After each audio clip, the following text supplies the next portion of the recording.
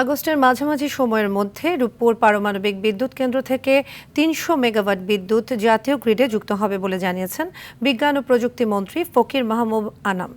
রবিবার সচিবালয়ে একথা জানান বিজ্ঞান ও প্রযুক্তি মন্ত্রী। তিনি জানান, রূপপুর পারমাণবিক বিদ্যুৎ কেন্দ্রের প্রথম ইউনিটে ফুয়েল লোডিং হচ্ছে আগামী মঙ্গলবার।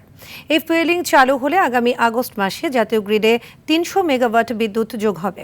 পারমাণবিক বিদ্যুৎ কেন্দ্র থেকে উৎপাদিত বিদ্যুৎ জাতীয় গ্রিডে যোগ হওয়ার বিষয়টি প্রধানমন্ত্রী তারেক রহমান রূপপুরে উপস্থিত থেকে উদ্বোধন করবেন বলেও জানান মন্ত্রী।